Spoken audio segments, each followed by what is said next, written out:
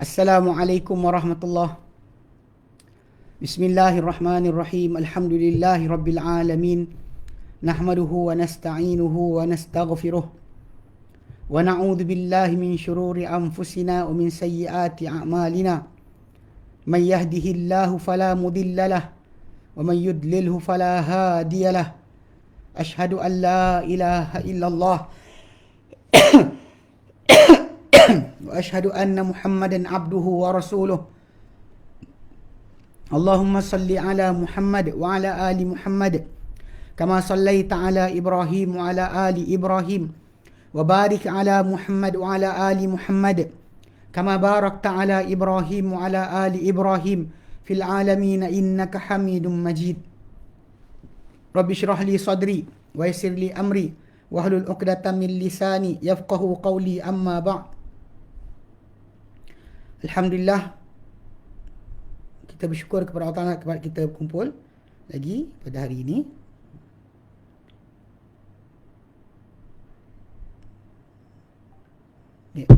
Bagi menyambung insyaAllah tajuk kita yang telah kita mulakan pada minggu lepas, iaitu tawakal kepada Allah Subhanahu Wa Ta'ala.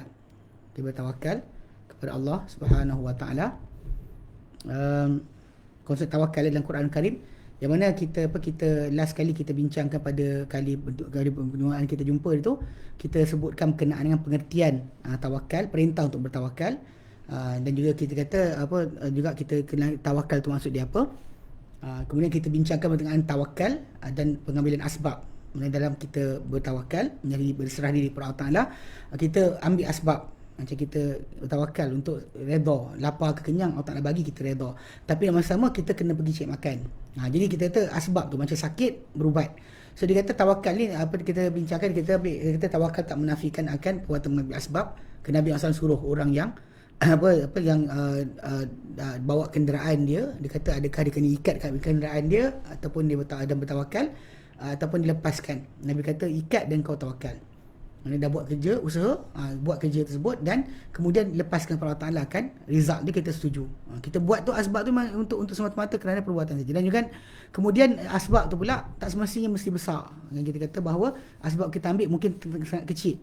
Contoh macam kisah Ayub alaihi salam, disuruh untuk hentak kaki dia, dan kadang dia sakit, suruh hentak kaki. Kuat mana sangat kaki dia untuk boleh keluarkan air. Macam tu juga kisah Maryam ketika goncang pokok, kan? Musa ketuk tongkat dekat batu. Semua tadi asbab yang walaupun dia adalah sangat kecil, tapi sebenarnya si Allah Ta'ala nak gerakkan akan segala benda yang digerakkan. Allah Ta'ala suruh kita buat asbab. Kemudian ketiga, kita tak bersandar kepada asbab tersebut. Dan kita kata kalau kita cuma bersandar pada Allah Ta'ala, kita buat asbab tadi bukan kerana kita tak percaya asbab tu menyebabkan, Allah Ta'ala yang akan memberikan. Sebab asbab ni kadang-kadang boleh dihilangkan Allah Ta'ala. Macam api membakar, tapi bila kisah Ibrahim tak membakar. Ke pisau yang tajam ke tengkuk Ismail tidak terputus. Kemudian kita ambil berkenaan dengan waktu-waktu untuk kita kena bertawakal kepada Allah Ta'ala. Antaranya kita sebutkan berkenaan dengan ketika nak tidur, ketika berlakunya kesusahan dan datangnya kepayahan, ketika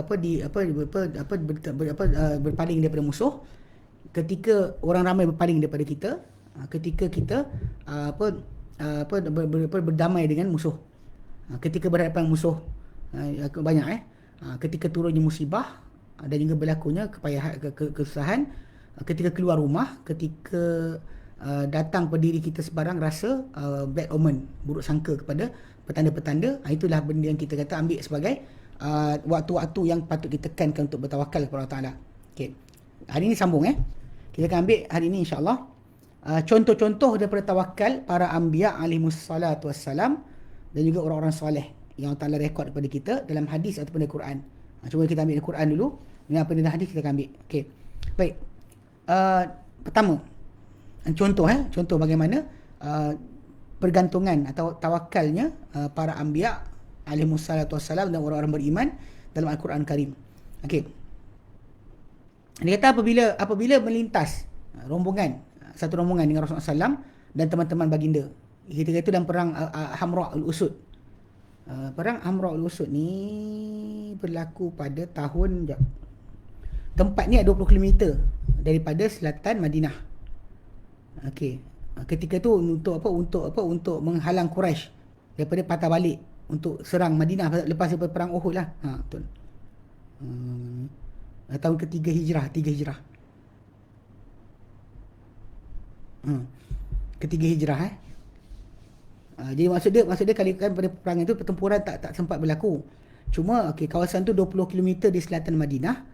Tujuan dia untuk mengusir Quraisy dan menghalang mereka patah balik ke Madinah untuk menyerang umat Islam di Madinah, serta menguatkan akan jiwa umat Islam.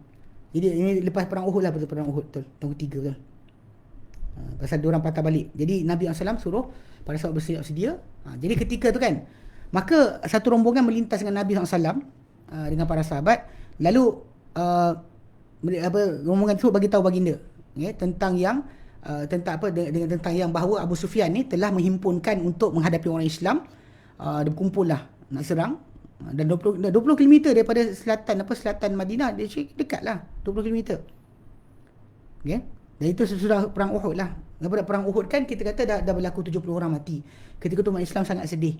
Tapi Abu Sufyan mula dah bergerak patah balik. Lepas tu dia pusing balik nak keserang kali kedua. Ketika tu Nabi buat persiapan dengan para sahabat. Bila ada orang kata orang ramai dah kumpul untuk kau. Jadi kata mereka berkata kan, dia kata innana saqad jama'u lakum fakhshawhum. Sebenarnya orang ramai telah berhimpun untuk kalian, maka takutkanlah kalian akan mereka. Takutilah kalian akan mereka. Lalu nama begitu fazadahum, bertambah orang Islam bila dengar kata-kata orang-orang yang menakutkan tu, imanan, bertambah iman. Dia bukan bertambah takut. Zaman kita sekarang ni lah, dengar berkenaan harga barang naik lah, akan berlaku inilah, akan berlaku itulah, bulan ini jadi perang, bulan sekian jadi sekian. Kan semua orang nak jadi tukang telik. Saya tak tahu kenapa orang seronok sangat untuk berfikir tentang negativity. Sebab kita sebelum daripada, kalau kita kena apa penyakit sekalipun, sebelum sampai ajal kita tak perlu kita sibukkan tentang ajal tersebut. Kita buat persiapan amal. Yang orang kita sekarang ni dekat Malaysia ni tertipu dengan ngarah filem, tertipu dengan macam-macam kumpulan. Yang kumpulan penyaga, restoran ada kumpulan bekas pelakon pun ada. Semua kumpulan tadi dia datangkan dengan idea-idea pelik. Idea pelik yang tujuan dia tadi untuk menakutkan orang. Kenapa? Apa benda yang kita perolehi? Kalau kita ajak orang ramai banyak beribadat, kan kita kata nyawa kita dah dekat, besok lusa mungkin kita kena penyakit, dan dekat sangat dah. Dan macam dulu kita kata waktu first wave dulu tahun lepas, kan kita dengar jarang-jarang je, dengar seorang dua balik dari luar negara kena. Yang ini sekarang ni orang keliling kita, kawan-kawan kita 3-4 orang dah kita dengar. Seorang kat sini kena, dekat Serambut kena seorang, kat sini 2 orang. So dia bukan lagi benda yang jauh dari kita, dekat sangat dengan kita. Kita pergi kedai pun boleh kena. Jadi benda ni kita kata menakutkan sesetengah orang. Tapi ada separuh orang pula kata tak usah takut. Cuma dia kaitkan benda dengan Dajjal, so takut Dajjal pula. Bukan takut Allah, takut Dajjal. Siapa sibuk nak buat kampung dekat hutan dan sebagainya. Ini semua sini adalah kesesatan yang pelik, kan. Pada zaman kita sekarang ni orang kita sibuk. Sedangkan para sahabat Nabi SAW, bayangkan lepas kekalahan, bukan kekalahan lah, terbunuh ramainya di kalangan mereka. Antara orang besar di kalangan mereka terbunuh ketika perang Uhud. Sa'ad bin Rabi' mati dalam perang Uhud. Hamzah, kan, mati dalam perang Uhud. So ketika tu banyak benda tu, Mus'ab bin Umair mati dalam perang Uhud.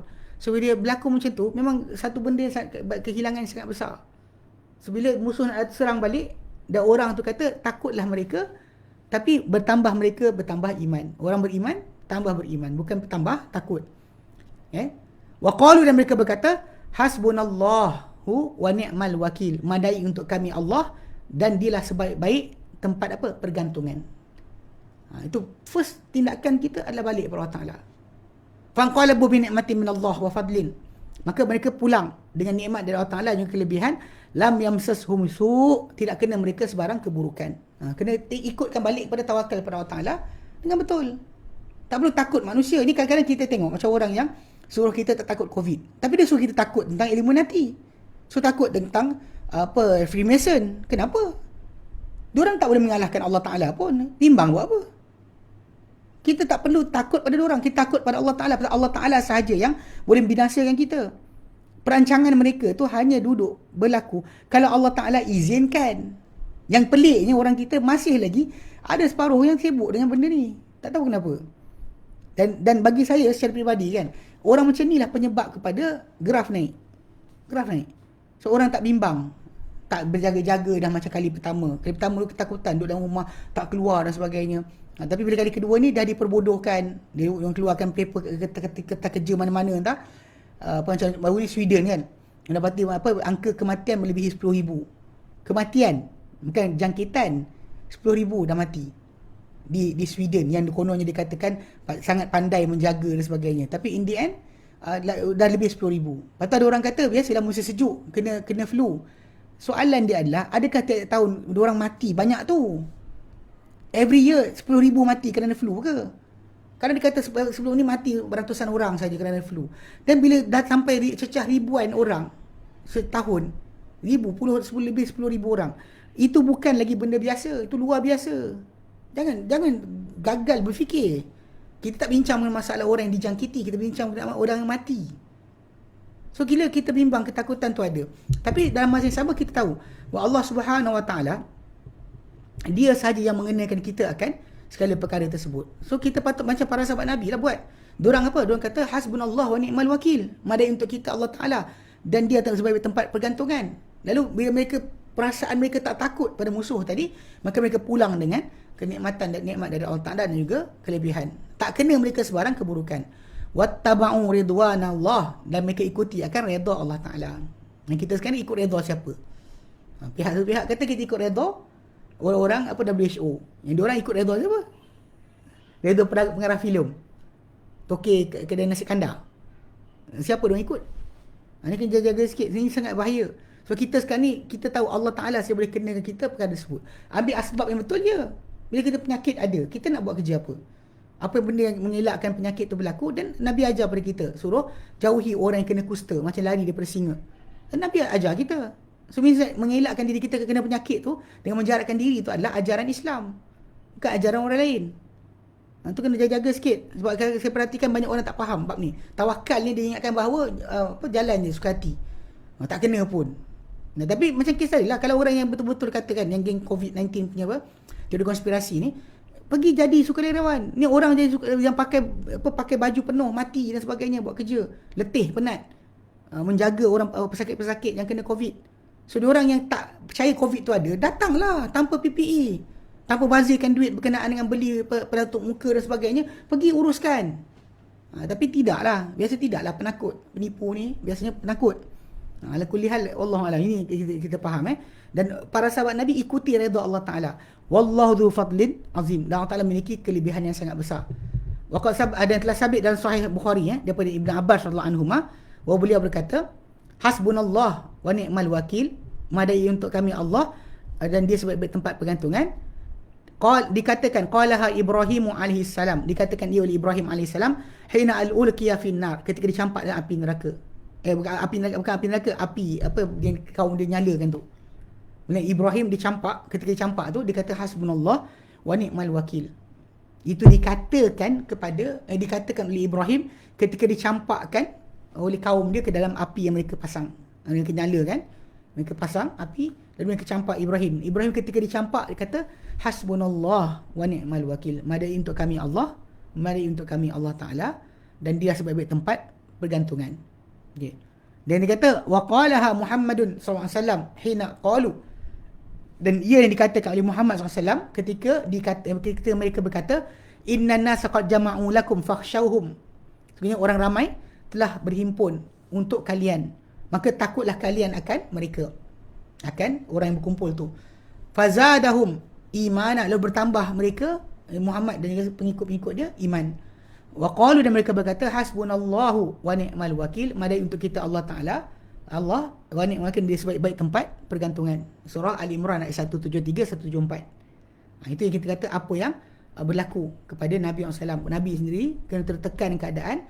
Nabi SAW diajarkan untuk melafazkan hasbunallahu wa ni'mal wakil. Dan mereka lafazkan benda berkenaan. Dan Ibrahim lafazkan kalimah yang sama. So, lepas tu kita dalam keadaan susah payah, Dan sekarang ni rezeki macam tersekat, kehidupan macam sempit kan, keadaan macam-macam apa, macam merunsingkan. Bahkan saya dengar aduan banyak orang sebenarnya start PKP daripada tahun lepas tu, banyak orang yang sakit jiwa pun ada, cerai berai pun ada, kerana tekanan hidup. Kita tak nafikan tekanan tu ada, tapi kita kena ingat Allah Ta'ala lah penjaga kita, yang menjadikan kita ni tak ada tajuk untuk contohnya bunuh diri ke kan, putus asa kan, sebab Allah Ta'ala jadikan esok masih ada. Esok masih ada, dan Allah Ta'ala bersentiasa menjadi pentadbir dan pengurus bagi urusan kita. So kenapa patut kita putus asa? Kan Allah Ta'ala tak pernah kata pun aku tak nak bagi engkau. Dia kata doa aku berikan, seru aku kan mustajabkan. So dia buka ruang pada kita, tapi kita sering buruk sangka kepada dia sebelum kita bersungguh-sungguh meminta kepada dia. Tak ada minta pun, duduk diam takut tapi tak buat kerja. Ini salah, tak dibenarkan. Islam adalah salah. Itu contoh pertama. Contoh kedua, tawakal para anbiya, orang soleh dan Quran Karim, daripada hadis Nabi juga adalah daripada Jabir bin Abdullah radhiyallahu anhuma, daripada Jabir bin Abdullah radhiyallahu anhuma, bahawa dia ni telah berperang. Jabir ni telah berperang bersama Rasulullah SAW. Okey, daripada arah Najd, Najd, ke arah Najd. Lalu dia kata bila Rasulullah SAW patah balik, dia patah balik bersama Rasulullah SAW dah. Lalu ketika tu, ni nak ceritakan Nabi SAW pergi perang, kemudian dia ikut Nabi. Kemudian bila Nabi patah balik, dia patah balik. Najd ni arah timur lah, timur Madinah, menghala ke arah Iraq dan sebagainya, tu Najd. Dia macam tanah sebenarnya tanah Arab tu dibagi bertiga section. Section yang dekat dengan pantai ke Laut Merah dipanggil Tihamah. Section tengah yang ada banjaran gunung dipanggil Hijaz. Section yang bahagian yang menghala ke padang pasir, menghala ke Iraq tu, yang rata tu dipanggil sebagai Najd. So jadi dia perang dengan Nabi ke arah itu. Kemudian Nabi patah balik, dia patah balik. Lalu dia kata, lalu datang pada mereka ni waktu tidur tengah hari, kan? Kata pada satu wadi yang banyak pokok ni ada duri. Pokok ada duri. Lalu telah singgah Rasulullah SAW, okay, di situ, dan para sahabat pun berpecah-pecah, okay, pada pokok-pokok berkenaan lah. Mereka berteduh bawah pokok tersebut. Pasal waktu tu panas kan. So diorang ambil waktu untuk tidur lah. Waqalilah sebelum zuhur kan, dan tidur kat situ. Okay. So jadi semua berpecah-pecah. Nabi duduk satu tempat, dan baginda SAW dia kata telah singgah pada satu pokok samurah. Pokok ni pokok samurah, macam pokok akasia lebih kurang rupa dia. So jadi pokok ni dia kata Nabi SAW duduk pada pokok tu, lalu kemudian baginda gantung pada pokok tersebut pedang baginda sallallahu alaihi wasallam. Lalu ada di kalangan kami ni yang tidur ada yang kami ni tidur, kami pun tidurlah ramai-ramai satu sejenak. Kemudian tiba-tiba Rasulullah SAW panggil kami. Tengah kami tidur, Nabi panggil kami. Dia kata kami pun datang. Tiba-tiba di sisi Nabi SAW ada seorang Arab dengan pakaian, dia tahu lah orang ni Arab Badui, sedang duduk. Rasulullah SAW bersabda, Rasulullah kata apa? Inna hadha ikhtarata sayfi wa ana naim. Dia ni telah rampas pedang aku, hunus pedang aku ketika aku tengah tidur. Wa ana naim. Fastaiqaztu wa huwa fi yadihi salta. Dan lalu aku terjaga dan pedang tu dekat tangan dia dalam keadaan dah mencucuk dah. Ya. Dah terhunus, kata. Faqala li, betul. Lalu dia kata kepada aku, Nabi tengah baring tu, dia kata may yamna'uka minni, siapa boleh pertahankan kau daripada aku? Nabi kata Allah. Okay? Nabi kata Allah. Fa huwa jalisun. Ini tengok, bila Nabi sebut Allah saja, terus dia gemetar dan jatuh pedang berkenaan. Betul, dari riwayat yang lain Nabi angkat pedang tu, Nabi kata siapa yang akan jaga engkau daripada aku? Lalu ketika tu dia kata tak ada siapa. Lepas tu Nabi suruh dia duduk, Nabi biarkanlah. Jadi nak ceritakan lelaki tersebut terduduk. Nabi SAW tidaklah menghukum lelaki tersebut dan lepaskan saja. Bahkan dia balik kaum dia ceritakan bahkan perkahwin masuk Islam. Nak ceritakan bahawa bagaimana Nabi SAW penyerahan. Kalau orang tu dah pegang pedang kat Nabi pun, Nabi masih kata Allah. Siapa boleh tolong? Allah. Ini benda patut ada dalam mulut kita. Setiap hari kita dengar macam-macam benda, Israel buat apa, kan? Memang benda tersebut memang dijanjikan. Kita tak boleh lari daripada keadaan. Macam contoh macam bila kita akan berperang dengan Yahudi tu, memang Nabi kata akan berlaku nanti. Yang sampai batu dan kayu akan bercakap. Dan bahkan riwayat yang sahih banyak para ulama menyatakan adalah ketika Isa telah pun turun. Isa telah pun turun, ketika itulah batu dan kayu akan bercakap. So ala kulli hal, nak kita fahamkan sekarang, kita kata benda berkenaan yang keburukan tu Nabi cerita. Tapi Nabi cerita juga kebaikan. Sebab Nabi ceritakan tentang tempat kita patut bergantung, mengharapkan mendapatkan pertolongan adalah Allah Subhanahu Wa Taala. Dan Nabi cerita pada kita dan Nabi tunjuk, buat. Nabi SAW buat. Dia tunjukkan kepada kita bagaimana bila orang tu kata macam tu, Nabi kata Allah. Siapa tolong kau? Allah. Terus pedang tu jatuh. Ini benda yang sepatutnya ada pada diri kita juga. Kerana kita susah kan, kita rasa macam duit tak cukup ke, rayulah pada Allah Ta'ala, ya Allah kan, minta pada dia. So Allah Ta'ala yang mengurus kita daripada kita semenjak kita titisan air, titis daripada mani, titisan daripada mani saja, membesar kita dan perut ibu kita dengan keadaan sempurna. Tak ada cukup kaki tangan dan sebagainya, sempurna kehidupan kita, badan kita besar, tubuh kita sihat. Kita lupa sebenarnya Allah Ta'ala masih lagi jaga kita. Kita ingatkan kita jaga diri kita ni, kita usaha kita sendiri, sedangkan Allah Ta'ala yang mengadakan segala-galanya. Sebab tu jangan putus dengan Allah Ta'ala dari kedudukan. Sebab tu Nabi SAW ceritakan kepada para sahabat untuk ajar pada mereka, tengok macam mana Allah Ta'ala lindungi. Walaupun orang tersebut datang pada baginda, takutkan baginda SAW, tapi baginda tetap kata yang melindungi dia adalah Allah. Macam kita sekarang ni lah, susah payah kita apa jadi pun, yang sebenar-benar tempat kembali kita adalah Allah. Bukan balik pada neraka, pada tempat setan ke, roh kita bergentayangan, tak ada. Kita balik pada Allah Ta'ala. Tak ada siapa balik ke tempat lain. Semua balik kepada Allah Ta'ala. Mitos ataupun khayalan yang dibuat, yang kononnya macam kalau tak ikut, tak balik pada Allah Ta'ala, roh bergentayangan tidak aman di muka bumi. Ini mana ada lah agama ajar macam tu. Mana ada Islam ajar macam tu. Roh bergentayangan dan sebagainya, kerana tak jumpa keamanan, maka roh itu merayau-rayau di muka bumi, tak balik kepada Allah Ta'ala. Mana ada roh tak balik kepada Allah Ta'ala? Mana ada jiwa yang boleh lepas tanpa ada genggaman Allah Subhanahu Wa Ta'ala? Ini kepelikan yang berlaku ni, kita balik kepada Allah Ta'ala balik. Sebab tu tak perlu bimbang, tak perlu takut. Apa jadi pada kita, dunia ini terjadilah. Kita dianiaya, kita dilukakan, kita dimusnahkan, kita dibunuh. Semua akan balik kepada Allah Ta'ala, tak balik kepada yang lain. Sebab tu kita patut berserah kepada Allah Ta'ala, redha dengan ketentuan dia dan juga harap pertolongan dia. Kita harap pertolongan dia, tapi redha dengan keputusan yang diberikan. Kita, Allah Ta'ala boleh selamatkan kita kalau dia nak selamatkan. Kalau dia tak selamatkan pun dia tahu kenapa. Okay? Baik. Itu yang kedua. Yang ketiga, antara contoh-contoh berkenaan dengan tajuk tawakal para anbiya dalam Quran Karim, contohnya adalah kata-kata Anas bin Malik radhiyallahu anhu. Wa Abu Bakar As-Siddiq radhiyallahu anhu telah cerita kepada Anas. Berkata Abu Bakar, "Nazartu ila aqdamil musyrikin ala ru'usina wa nahnu fil ghar." Aku telah memandang pada kaki-kaki orang musyrik. Pada kepala kami, ke arah kepala kami, dia kata, sedang kami dalam gua. Kami dalam gua, kita kata di gua Saur. Ada kalau siapa pergi umrah dan sebagainya, ya. Siapa pergi umrah dan sebagainya, dia orang akan tengoklah benda ni. Dia singgah gua Saur. Dia tak ada, kalau kita singgah ziarah tak ada salah. Tak ada masalah. Okey. Kita sepatutnya ketika ziarah tu tengok macam mana keadaan kisah tu. Bukan pergi solat. Banyak orang pergi tempat ni pergi solat. Pergi Gua Hira pergi solat. Pergi tempat siang pergi solat. Pergi Jabal Rahmah pergi solat. Tempat tu bukan tempat solat. Tempat tu bukan tempat solat. Tak ada dikhususkan solat di situ. Nabi tak ajar macam tu. Tapi bila kita tengok macam Gua Saur, kan lubang tu besar mana, tempat Nabi dan juga Abu Bakar As-Siddiq radhiyallahu anhu duduk di situ. Bab berkenaan ular patuk tu, itu tipu. Ada kisah palsu yang disebarkan oleh geng-geng sufi ni, sesat. Dia pergi kata Abu Bakar letak kaki, lepas tu ular patuk. Sebab ular tu marah kerana tak bagi tengok muka Nabi. Ni kisah kelakar ke? Kata kan orang tak ada benda takut Tuhan ni, penipu atas nama agama ni, tak ada masalah, janji orang seronok. Yang orang pula ramai pula, alah dia tipu tu je, itu je kesalah dia. Ni kegilaan masyarakat. Penipu dijadikan sebagai tempat untuk kita merujuk agama. Orang penipu cakap bohong, kita ambil sebagai sumber agama. Sangat pelik.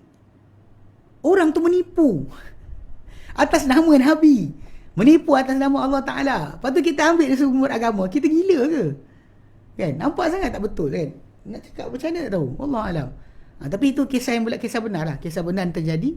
Memang kita tengok. Tapi kisah Abu Bakar sebenarnya ketika dia masuk Gua Saur kan, dia nyuruh sementara tunggu masa untuk keluar balik, baru berjalan. Pasal tempat tak jauh daripada Mekah. So Gua Saur tu masuk. Duduk kat situ, dan Abu Bakar cerita, dia kata, aku lihat kepada kaki, aku mandang pada kaki orang musyrik. Kepada di arah kepala kami, dia kata. Wa nahnu fi dughar. Sedang kami dalam gua. Fakultu, lalu aku kata, ya Rasulullah, wahai Rasulullah, law anna ahadahum nazara ila qadamaihi absarana. Dia kata kalau seorang di kalangan mereka ni, kalau seorang mereka ni pandang ke arah kaki dia, pandang ke kaki dia, pasti dia lihat kita, nampak kita. Tahta qadamaihi, di bawah kaki dia. So dia bayangkan mana dia macam ni lah. Kaki, lubang tu mungkin rendah sikit. Jadi diorang nak, kalau diorang tengok bawah, nampak Nabi SAW dengan Abu Bakar As-Siddiq di situ. Faqala, maka Nabi SAW bersabda. Okay, ni banyak kisah apa yang tidak sahih, seperti laba-laba membuat sarang, ataupun yang kata apa buat merpati buat sarang, tak terbang. So diorang pun kononnya rasakan itulah sebabnya, sebabnya apa, orang musyrikin lari. Sebenarnya ada tambahan, Suraqah bin Malik, dia yang mengarahkan orang lain pergi tempat lain. Sebab dia mula-mula yang jumpa Nabi sebelum tu dia. Kemudian bila sampai dekat Nabi masuk apa, dia bagi arah kepada orang lain kata kat mana, dia kata tempat lain. Sebab dia buat janji dengan Nabi SAW. Sebab Nabi SAW lepaskan dia daripada mula nak tenggelam ke tanah. Sebab dia kejar Nabi, kuda dia tenggelam. Kemudian bila Nabi SAW kata, lepaskan, aku bagi kau gelang Maharaja Parsi. Ini janji Nabi kepada dia. Dan bila zaman Umar bin Khattab jatuh kerajaan Parsi, memang Suraqah bin Malik dapatlah gelang tu, dipakai kejap, kemudian Umar tanggal bayar balik, dibayar nilai. Tak diberi gelang tersebut kepada Suraqah, tapi diberikan nilai dia. Sebab Nabi janji, maka Umar suruh dipakai sekejap, kemudian tanggalkan balik. Tapi nak ceritakan kisah tersebut, dia arahkan satu.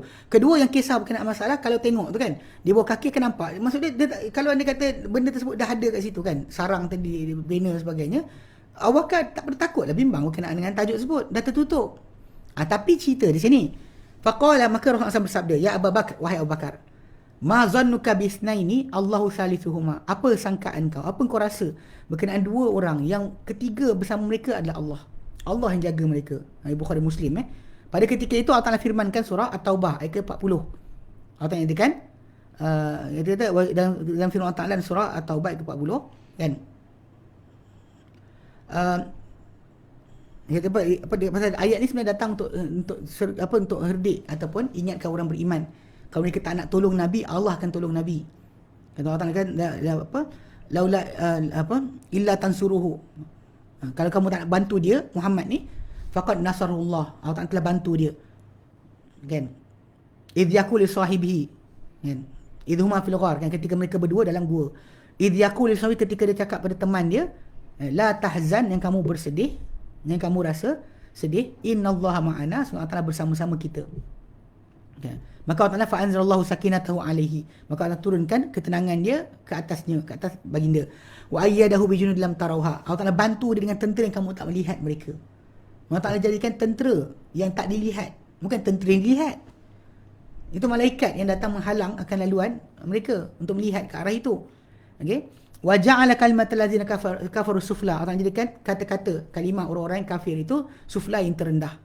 As-sufla, yang terendah. Dia feminin bagi asfal.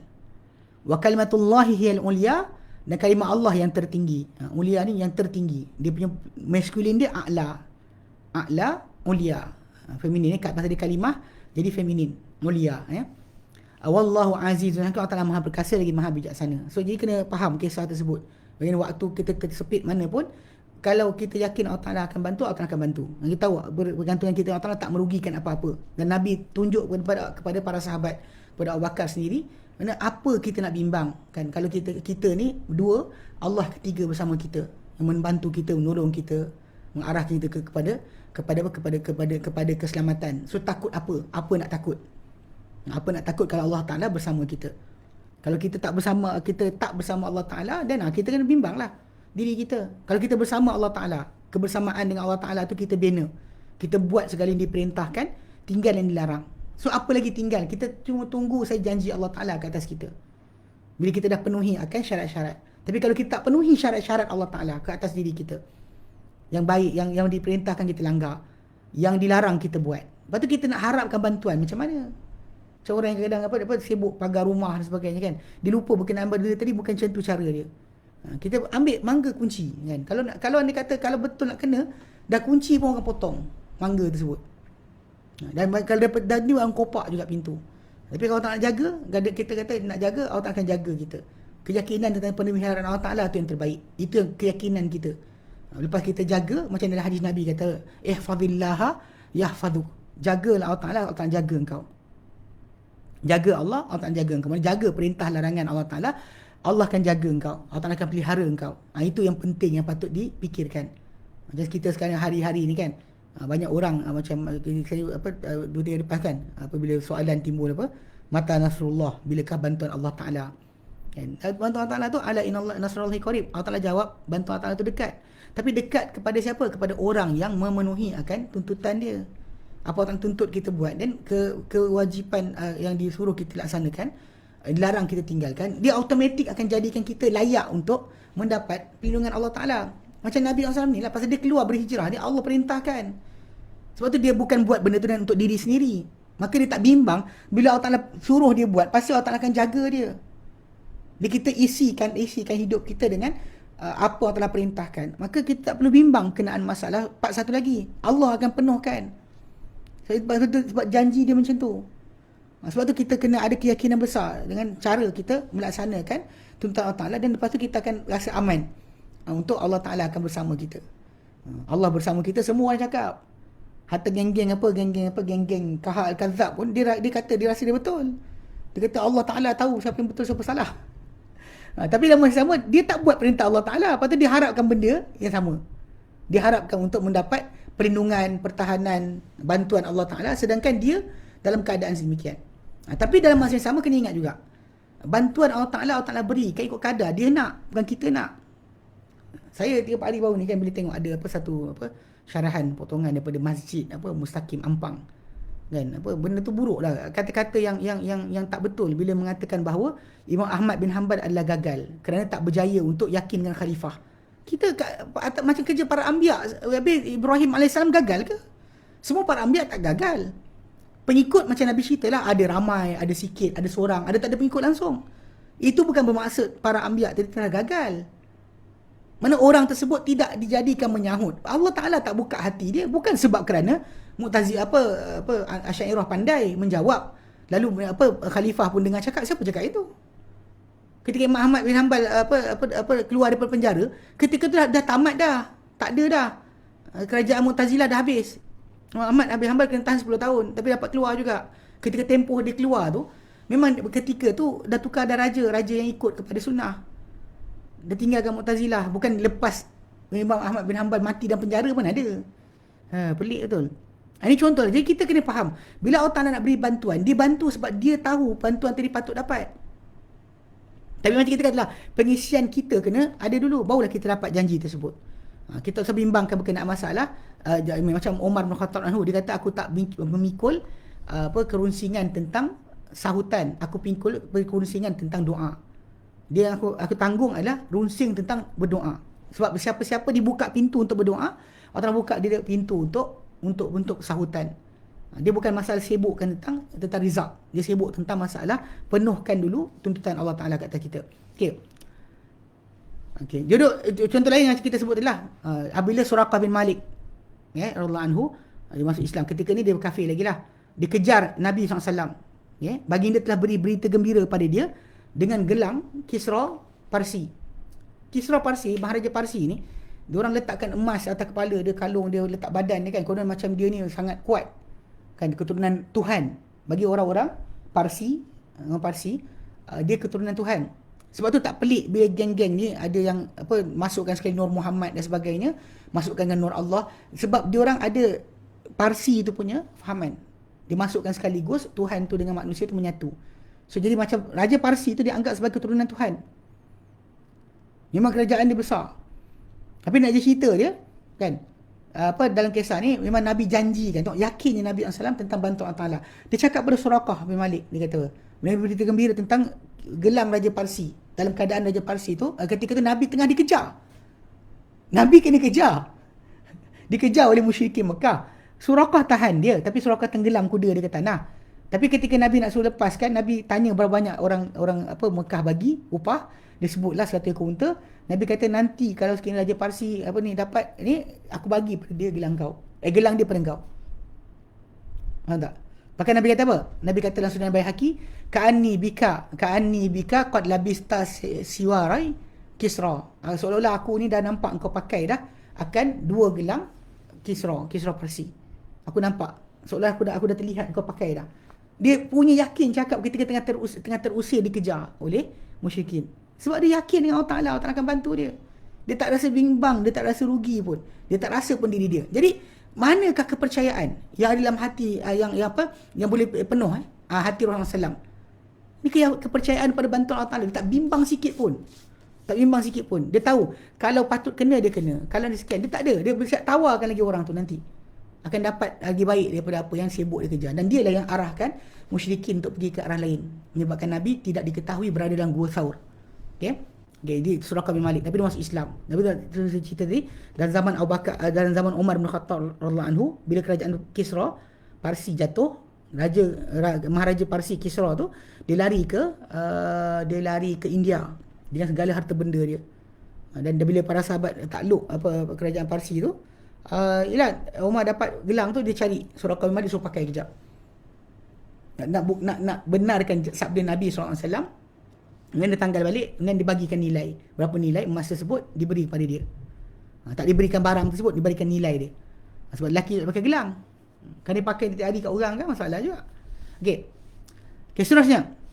Firman Allah Ta'ala dalam Quran, yang nombor 5 firman Allah Ta'ala dalam Quran mengenai Hud alaihi salam. Nabi Hud alaihi salam yang mendiami Ahqaf di Yaman, di kawasan selatan Yaman.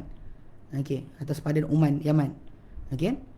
Allah Ta'ala ceritakan berkenaan dengan kata-kata Nabi Hud dengan kaum dia, perbualan dialog mereka. Dalam surah Hud ayat 53, 56, 53, 56, Allah Ta'ala nyatakan, A'udzubillahi minasyaitonirrajim. Qalu ya Hud ma ji'tana bibayinatin. Mereka berkata, wahai Hud, kamu tidak datang kepada kami dengan sebarang bukti. Wa ma nahnu bitariki alihatina an qaulik wa ma nahnu laka bimu'minin. Tidaklah kami meninggalkan Tuhan-Tuhan kami, sembahan-sembahan kami dari kerana kata-kata engkau, dan kami takkan kepada engkau beriman. In naqulu illa taraka ba'du ahli alihatina bisu. Kami tak kata kecuali agar kenakan kepada engkau sebahagian Tuhan-Tuhan kami dengan keburukan. Doakan supaya Tuhan yang mereka sembah tu kenakan celaan ke, kesialan ke sebagainya, sumpahan ke atas Nabi Hud. Okey. Qala. Okey. Berkata Nabi Hud bila kena dicabar macam tu, dia kata apa? Qala inni ushidullaha wa ashhadu anni bari'um mimma tusyrikun. Sungguhnya aku bersaksi kepada Allah Ta'ala, dan bersaksilah kalian. Aku bersaksi kepada Allah Ta'ala dan kalian bersaksikanlah juga bahawa aku berlepas diri daripada apa yang kalian sekutukan. Min duni, selain daripada Allah Ta'ala. Fakiduni jami'an thumma la tunzirun. Maka kemudian buatlah sebarang tipu daya helah, sebarang percubaan ke atas aku, semua sekali mai serang aku. Thumma la tunzirun, jangan kamu tangguh-tangguhkan aku. Jangan bagi tangguh dah, serang sekarang juga. Inni tawakkaltu 'ala Allahi rabbi wa rabbikum. Sehingga aku berserah diri kepada Allah Ta'ala, Tuhan aku dan Tuhan kalian. Ma min dabbatin illa wa akhidhum binasiyatiha. Tiada sebarang binatang yang melata kecuali Allah Ta'ala memegang akan ubun-ubunnya. Ubun ni kawasan tingkah laku kan, perangai atau sifat, emotion and behavior. Kan kita pernah tunjukkan lagi kisah bagaimana di Amerika Syarikat pada tahun 1848 kan, bila seorang pekerja rel kereta api di Vermont, Pennsylvania, Amerika Syarikat, dia cuba untuk pecahkan batu untuk buat rel kereta api. Tapi dia buat lubang, dia letak besi, dia hentak besi tu, batu tu meletup, belerang tu meletup, besi tu masuk kat pipi dia, keluar kat ubun dia, pecah ke belakang, 20 kaki terbang. Dia lepas tu dibawa ke hospital, diorang usahakan pergi letak besi dan sebagainya, kan lepas beberapa bulan dia keluar daripada hospital dan dia elok, tak ada masalah apa. Kecuali satu benda yang rosak pada dia punya ubun dia rosak, lalu dia hilang perangai. Even kawan-kawan dia kata Gage is no longer Gage, nama dia Phineas Gage.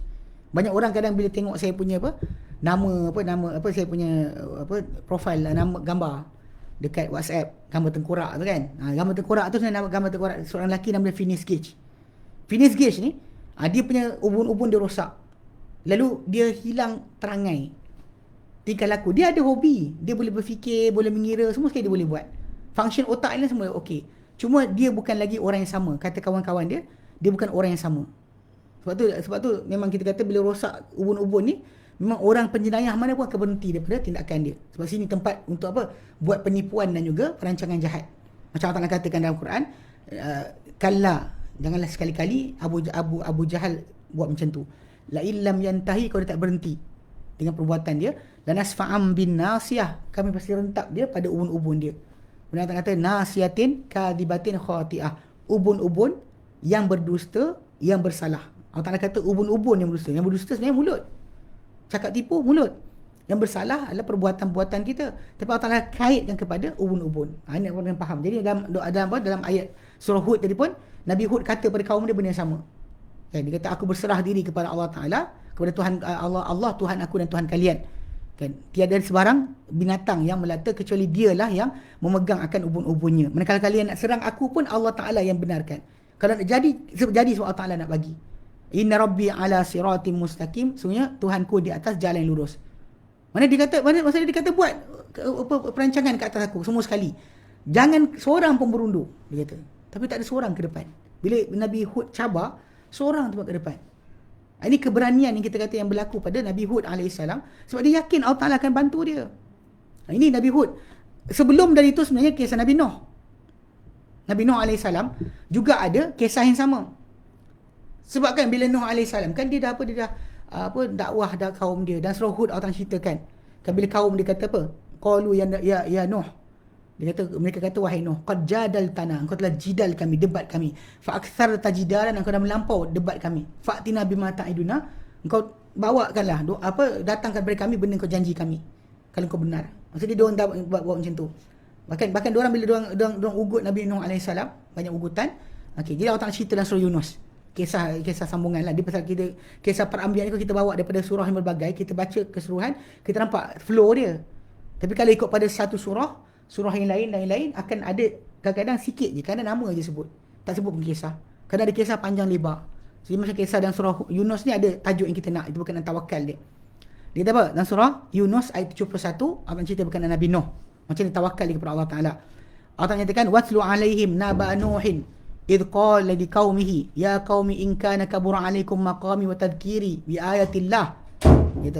Dia kata dan bacalah pada mereka tentang berita Nabi Nuh AS ketika dia kata pada kaumnya, wahai kaumku, jika besar ke atas kalian kedudukan aku dan peringatan aku tentang ayat-ayat Allah, payah sangat, kau kan tak boleh sangat, nak terima sangat. Fa'alallahi tawakkaltu, maka ke atas Allah Ta'ala aku bertawakal. Fa'ajmi'u amrakum wa syuraka'akum, maka himpunkanlah akan urusan kamu. Mana kalian semua buat satu keputusan. Wa syuraka'akum, berserta dengan sekutu-sekutu kalian, panggil semua sekali. Ya.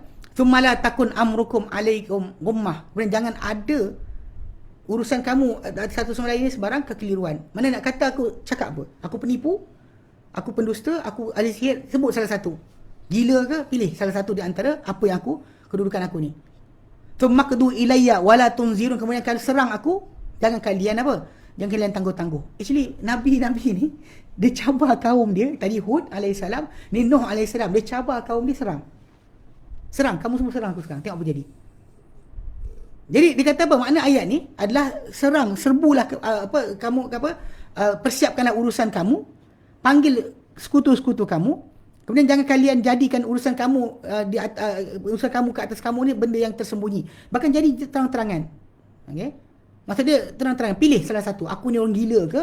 Aku ni penipu ke? Apa? Pilih salah satu. Kemudian dia kata kemudian laksanakanlah, putuskanlah kepada aku dengan hukuman dan keburukan yang kalian mampu. Nak bakar ke nak apa, try buat tengok. Jangan kalian berikan aku penangguhan walau sesaat pun, walau 1 jam daripada siang, buat. Dia suruh kaum dia, tak ada seorang pun mara, tak ada seorang pun berani untuk serang dia.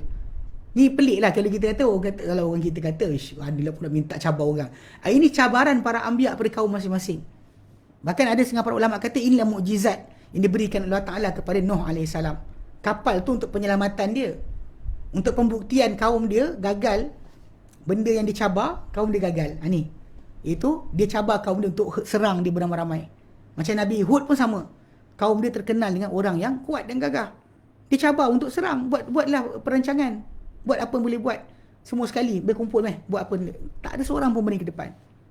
Ini yang dikatakan sebagai mukjizat yang berlaku pada Nabi-Nabi Allah Ta'ala, macam Nabi Hud dan Nabi Nuh AS. Di mana Allah Ta'ala berikan mereka, so cabar kaum tu serang mereka, tapi diorang tak serang pun. Diorang bukan nak bunuh diri. Ada orang kata macam ni tak sayang nyawa ke? Ni bukan masalah sayang nyawa. Dia adalah berkaitan dengan tajuk. Berkaitan dengan tajuk apa? Tajuk. Berkaitan dengan tajuk kepercayaan mereka kepada Allah Ta'ala. Mereka sangat percaya kepada Allah Ta'ala. Sampaikan mereka tak kisah untuk kaum mereka datang serang. Sebab mereka tahu kaum dia takkan mampu untuk serang mereka. Sebab apa? Sebab Allah Ta'ala jaga mereka. Ini keyakinan. So, kita dalam keadaan macam sekarang ni jugalah. Kita dalam keadaan susah, kepayahan, rasa tak aman dan sebagainya. Allah Ta'ala bagi kita aman bertahun-tahun. 7 tahun kita merdeka. Allah Ta'ala bagi aman. Kan? Kita aman, tenteram sebagainya. Adalah jadi kes cimpeng lah sikit. Bentung kali lah. Alamat unah lah 3-4 kali macam tu. Tapi dalam masa keseluruhannya, umat Islam kita di Malaysia ni duduklah aman. Aman, tenteram. Jadi bila Allah Ta'ala bagi keamanan dengan tempoh yang panjang, ni Allah Ta'ala bagi sikit lah. Beberapa setahun. Dah masuk setahun lah. Dulu berbulan-bulan, berminggu-minggu. Sekarang dah masuk setahun. Hampir setahun. Kalau masuk bulan 3, cukup setahun. Allah Ta'ala beri pada kita sekatan daripada kebebasan. So jadi kita kena kenang, kita dapat dulu banyak. Allah Ta'ala bagi kita susah, dia bagi kita senang. Tak ada siapa lain yang boleh bagi. Sebab tu keyakinan yang ada pada para anbiya sangat dahsyat. Dia minta untuk kaum dia serang dia, tapi tak ada seorang pun berani serang. Bahkan saya kata macam dikatakan sebagian para ulama, dia kata itulah mukjizat Nuh AS. Sebab kapal itu adalah mukjizat penyelamatan. Maka kita pecahkan para anbiya, mukjizat mereka ada 2 bentuk. Satu mukjizat berbentuk penyelamatan. Maksud dia untuk selamatkan, tapi tidak lagi untuk bukti beriman. Macam Ibrahim AS ketika dicampak dalam api, takluk dengan api, tak dimakan api. Tapi bila dia tak dimakan oleh api, dia punya kaum dia lepas dia keluar daripada api tadi, tidak ada lagi disuruh untuk beriman. Tak ada iman dah, tak ada iman dah. Mana dia keluar tak iman. Macam juga Nuh AS bila kapal terapung, air dah keluar, tak ada siapa dia terima iman. Sedangkan macam kisah yang ketika permulaan dia depan kaum dia masing-masing, ajak suruh beriman. Maksudnya kalau kaum tu tak percaya sangatlah, cuba serang tengok. Seorang pun tak berani ke serang. Seorang pun tak berani serang dia. Ini nak fahamkan berkenaan dengan tajuk cabaran para anbiya kepada mereka. Ini kerana apa? Kerana tawakal mereka yang sangat tinggi kepada Allah Subhanahu Wa Taala. Sebab tu kaum mereka pun tak sentuh mereka. So Allah Taala yang kawal. Kalau kita berani, kita akan dapatlah hasil daripada tawakal ni. Dia antaranya adalah keberanian. Nanti kita bincang nanti insya-Allah pada yang ketiga. Kita pasal kita ni 3 siri 3 siri. Tajuk tawakal Allah Taala 3 siri. Okey. Allah Taala firmankan tentang Yaqub alaihissalam. Ini tentang tawakal juga. Dalam surah Yunus ayat 66-67. Dalam surah Yunus 66-67. Okey.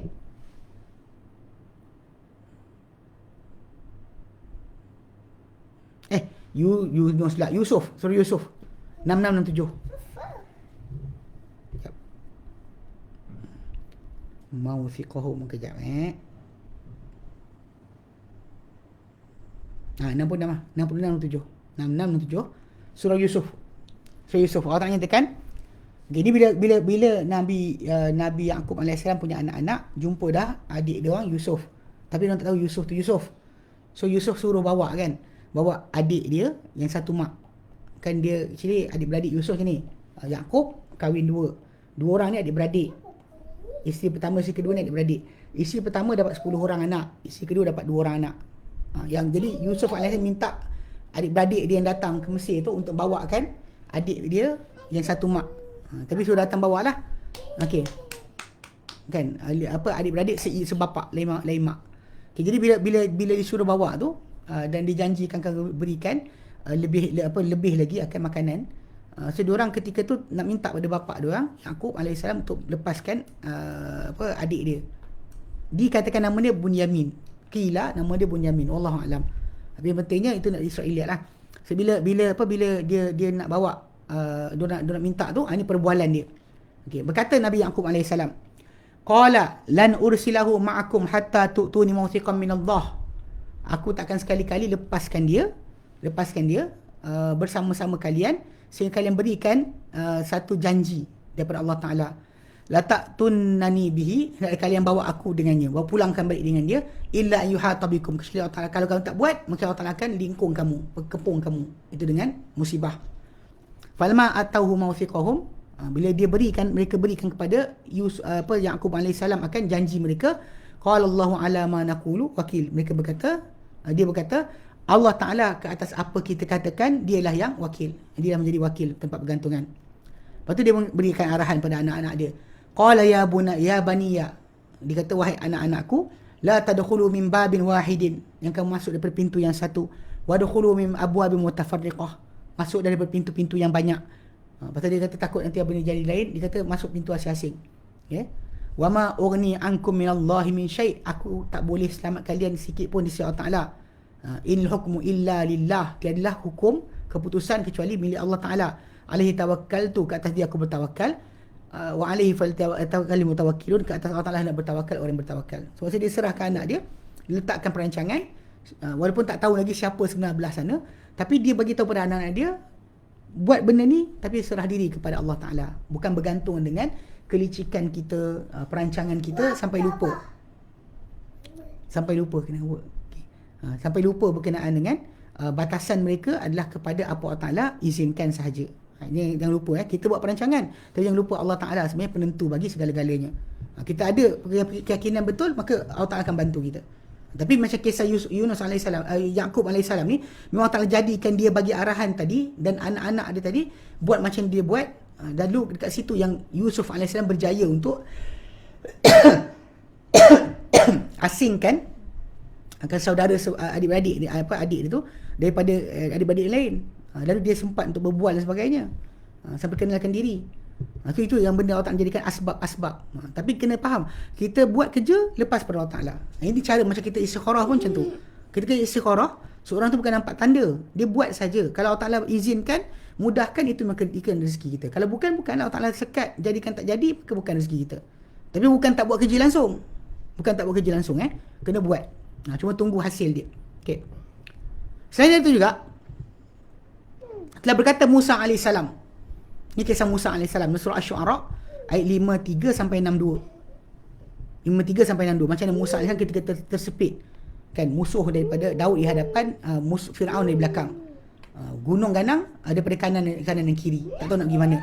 Okey, dia kata apa ketika ni Musa AS dan surah Asy-Syu'ara 53 62, Allah nyatakan, fa arsala fir'aunu fil madaini hasyirin, lalu kami mengutuskan Firaun dalam bandar-bandar akan menghimpunkan, dia nak tangkap semua Bani Israel. Dia kata inna haula la syirmatun qalil, mereka itu adalah orang hina yang kecil, yang sikit. Wa innahum lana lagha, itu mereka di sisi kita adalah hina. Wa innal jami'un hadirun, kita ramai-ramai ini berjaga-jaga. Fa akhrajnahum min jannatin wa uyun, Allah Ta'ala kata maka kami keluarkan Firaun dengan perancangan dia buat dengan tentera dia daripada kebun-kebun dan juga mata-mata air. Wa kunuzin wa maqamin karim, daripada harta-harta khazanah simpanan serta kedudukan yang mulia. Kadzalika wa awrathnaha Bani Israil, demikianlah kami wariskan akan apa yang Firaun sibuk simpan tu, jadi warisan kepada Bani Israel. Fa atba'uhum musyrikin, lalu mereka ikuti akan mengejar mereka kejar akan Bani Israel dalam ketika matahari mula terbit, awal pagi. Falamma tara al-jam'an, bila telah saling melihat dua kumpulan, qala ashabu Musa, berkata teman-teman Musa, inna lamudrakun, kita dah dapat dikejar. We being chased, kan, dapat kejar kita. Okey. Tapi Musa AS tengok, depan dia ada laut, Firaun di belakang dengan tentera dia, tentera Firaun, kiri kanan ada gunung ganang, tak lari. Tapi dia kata apa? Qala kalla, berkata Musa AS, qala kalla, tidak sekali-kali, inna ma'iya rabbi sayahdini, sesungguhnya bersama-samaku ada Tuhanku, dia pasti beri hidayah kepadaku. Dia yakin Allah Ta'ala akan tunjukkan dia. Allah Ta'ala suruh dia keluar. Allah suruh dia keluar, kan, bawa hamba-hamba Allah Ta'ala keluar pada waktu malam, kan, untuk lari. Bila Allah Ta'ala suruh keluar, maksudnya Allah Ta'ala yang akan jaga dan lindung dia. Sebab tu bila kaum dia dalam keadaan was-was macam tu, dia boleh kata, tidak sekali-kali, bersama-sama aku ada Tuhanku, dia akan beri hidayah kepada aku. Tergantuk. Awak tergantuk kenapa? Okey, kesembilan ini tentang orang mukmin keluarga Firaun. Ini kalau surah Ghafir ayat 44, ayat sebelum dia tadi lah, ada ceritakan berkenaan salah seorang orang beriman. Nanti hang tengah ajar. Sikit lagi. Lagi 10 minit. Kejap Okey, duduk. Ya Allah. Okey. Okey, dia kata apa? Dia kata bila apa orang beriman keluarga Firaun ni. Okey. Dia kata dalam surah Ghafir ayat 44 46. Tangan bawah. Ambil pegang. Okey. Dia kata apa? Dia kata wa ufawwidu amri ila Allah, dan aku serahkan urusanku kepada Allah Taala. Innallaha basirun bil ibad, SWT Maha melihat terhadap sekalian hamba. Wa fawaqahu Allahu sayyiati ma makaru. Allah Taala lindungi dia keburukan apa yang mereka rancangkan. Wa haqa bi ali fir'auna su'ul azab, dan Allah Taala kenakan layak bagi keluarga Firaun akan seburuk-buruk azab. Maksud dia Allah Taala lindung. Bila dia cakap macam tu kan, dia kata aku serahkan diriku kepada Allah Taala, kan, kepada Allah Taala. Sebenarnya dia Allah Taala amat melihat sekalian hamba. Maka Allah Taala pun lindung dia daripada keburukan apa yang mereka rancang. Dan kena pada keluarga Firaun akan seburuk-buruk azab. Apa buruk azab yang diberikan? An-nar, api. Yu'raduna 'alaiha ghuduwan wa 'ashiyya, pada awal pagi dan juga awal malam. Wa yawma taqumus sa'atu adkhilu ala fir'auna ashaddal 'adab. Dan pada hari terjadinya kiamat, Allah Ta'ala kata masukkanlah akan keluarga Firaun ke dalam seburuk-buruk azab. Ni kita kena faham. Dalam tajuk ni sebenarnya ada dalil berkenaan dengan azab kubur. Siapa-siapa yang cari dalil azab kubur, maka dalam hadis, dalam ayat ni 46 tu memang ada dalil azab kubur. Bila Allah Ta'ala nyatakan apa? Api dihadapkan kepada keluarga Firaun pagi dan petang pada hari berlaku kiamat. Maksudnya sekarang ni ketika diorang kena, diorang mati, kena api tu dihadapkan pagi dan petang. Pada hari kiamat dimasukkan mereka, Allah Ta'ala kata pada para malaikat, masukkanlah keluarga Firaun ke dalam seburuk-buruk azab. Itu jelas okey. Maksud dia masukkan ni. Maksud dia bila kata tentang apa orang beriman keluarga Firaun ni, dia bila dia kata apa? Ufawidu amri ila Allah, maksud dia aku kembali, aku balik kepada Allah Ta'ala, dan aku berlindung, dan aku lepaskan urusanku kesemuanya di sisi Allah Ta'ala. Aku berserah diri kepada dia dalam masalah hidupku, dan menolak akan kemudaratan yang akan menimpa aku daripada kalian atau daripada selain kalian. Ini tafsir Sa'di sebut. Okey. Jadi bila dia serahkan urusan tadi, Allah Ta'ala lindung dia. So itu benda yang kena berlaku lah. Kita sekali macam tadi lah, kita kata rezeki yang sikit. Ingat Allah Ta'ala berikan rezeki pada semua. Jangan lupa Allah Ta'ala. Kan, balik pada dia, dia akan beri pada kita tambahan. Okey. So, kita tak syukur lagi benda yang ada. Kerana yang tak cukup tu satu benda. Tapi bila tak cukup tadi, minta pada dia, dia akan berikan. Okey.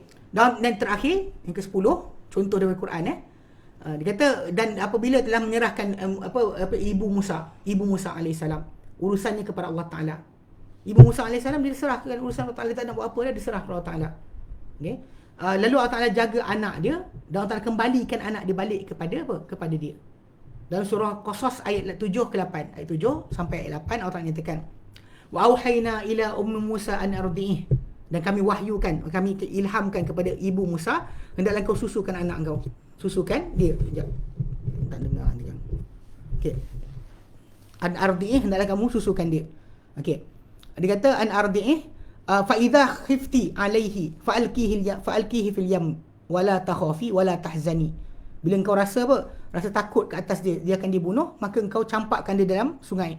Dan jangan kau takut, jangan kau bersedih. Inna radu ilaiki wa ja'iluhu minal mursalin. Kami apa? Kami akan kembalikan dia kepada engkau, dan kami akan jadikan dia kalangan orang-orang yang diutuskan, golongan yang diutuskan itu para rasul. Faltaqatahu alu fir'aun liyakuna lahum aduwan wa hazana. Lalu telah mengutip Musa ni siapa? Keluarga Firaun, supaya dia menjadi untuk mereka sebagai musuh dan juga sebagai kesedihan. Inna fir'auna wa hamana wa junudahuma. Sungguhnya Firaun, Haman dan juga tentera mereka berdua, kanu khatiin, semua adalah orang-orang yang apa? Salah. So dekat sini kita lihat ke apa sifat atau tawakal, berserah diri kepada Allah Taala. Daripada contoh Al-Quran kan 10 contoh kita ambil, daripada hadis Nabi pun kita ambil, daripada Nabi SAW dan juga para anbiya yang sebelum baginda. Semuanya memang kita kata apa, contoh-contoh yang paling baik untuk kita belajar. Bila zaman kesempitan macam sekarang ni, kita jangan lari kepada yang lain, balik kepada Allah Taala. kan, harap pada dia pertolongan. Dia pernah jadikan kita macam saya sebut tadi kan, daripada sisi air mani yang tak ada rupa, tak ada jantik, tak ada rupa kan, tak ada mata, tak ada sekian. Tapi bila Allah Ta'ala jadikan untuk kita keselamatan, Allah Ta'ala jadikan kita duduk dalam rahim ibu kita, kemudian dibesarkan, setiap sel badan kita jadi bertempatnya. Dia atur kejadian kita. Macam mana kita boleh kata kehidupan kita terasing daripada aturan dia? Sebab tu kita balik pada dia, minta pada dia, harap pada dia. Dan memang kita kata pengharapan itulah, yang kita kata pergantungan kita itulah yang akan menjadi sebab untuk penyelamatan yang dijanjikan. Sebab Allah Ta'ala suruh bertawakal pada dia, macam Nabi dengan para sahabat lah, bertawakal Allah Ta'ala selamatkan mereka. Mereka sibuk dengan perancangan diri mereka sendiri, banyak biskut nak simpan, biskut Mary simpan dalam mari, banyak beras nak simpan, banyak tonggeng nak simpan, sibuk dengan benda tu. Kita lupa Allah Ta'ala akan boleh hilangkan pada kita apa simpanan kita kalau dia nak.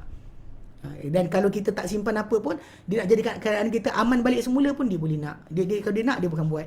So kita bukan bergantung dengan keupayaan kita, dia bergantunglah dengan Allah Subhanahu wa Ta'ala. Baik. Wallahu a'lam. Baik, insya-Allah nanti kita akan bincangkan berkenaan dengan hasil tawakal. Kita bincang ni hasil tawakal, apa yang kita akan dapat bila bertawakal kepada Allah Ta'ala. Kita akan bincang nanti insya-Allah pada kali yang ketiga. Minggu depan insya-Allah kita akan ambil satu lagi bahagian berkenaan hasil bertawakal kepada Allah Ta'ala. So, jadi maksud dia bertawakal kepada Allah Ta'ala siri ketiga lah.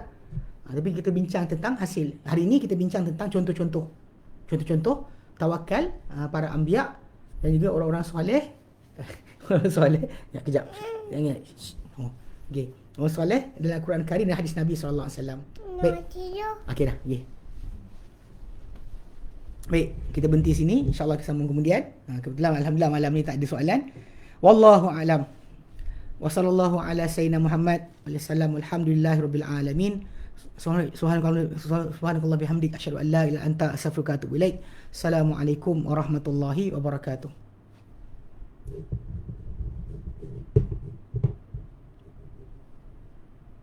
Siapa yang cakap comel tadi, cakap masya-Allah tabarakallah. Dia satu benda yang kita kena belajar, sunnah dia. Bila kita nampak benda yang elok ke, baik ke pada saudara kita yang seagama, seakidah kita, atau manusia lain lah dapat anak ke, sebut masya-Allah tabarakallah. Bimbang orang yang tengok tu ada ain. Ada ain. Serius. Saya secara peribadi kan, kali ni kat pengalaman dekat Yaman dulu lah. Memang di Yaman bab berkenaan ain ni kuat. Sampai ke orang Yaman memang sentiasa kalau buat bangunan ke rumah ke, diorang akan letak tulisan masya-Allah tabarakallah. Kereta pun tampal masya-Allah tabarakallah. Sebab kawan-kawan kita biasa kena, dia pergi bawa laptop pergi ke cyber cafe, ambil laptop, bawa laptop hari ni, besok lusa rosak. Saya kat Malaysia ni ada 3-4 orang lah saya perhatikan dia ni sikit. Kalau dia puji, saya peringatkan, suruh cakap masya-Allah tabarakallah. Seorang tu saya tak tempat ingatkan pasal dia kira bos isteri saya. Dia nampak motor saya, dia parking depan rumah dia makan buat raya makan. Kemudian dia puji, wah cantiklah motor benda kan. Elok saya sampai kat Taman Tun, balik office, sampai dekat divider, naik panjat jatuh. Jatuh bodoh dia panggil. Itu lama dah, kisah lama. Tapi kita kata dia kadang disebut benda tu kita tak perasan. Seorang lagi ada, hamba Ta'ala, dia puji laptop saya. Dia puji, malam tu saya balik, tiba-tiba ni tertuang air dekat atas laptop. Habis motherboard jahanam. Kena beli motherboard baru. Tapi nak ceritakan kena jaga-jaga sikit. Kalau anda kata nampak benda-benda, sebut masya-Allah tabarakallah. It's okay. Okay tu kita panggil puji, tapi lapik. Even kalau ustaz ke, kita rasa guru-guru kita mengajar kita rasa baik dan sebagainya, sebut masya-Allah tabarakallah. Bimbang ada ain berlaku. Actually benda tu agak kena jaga juga. Banyak pasal Nabi suruh kita jaga. Kita jaga. Okey? Pasal Nabi kata ain adalah benar. Okey? Baik. Nanti lain kali kita bincang. Okey, wallahu alam. Wa sallallahu ala sayyidina Muhammad wa sallam alhamdulillah alamin.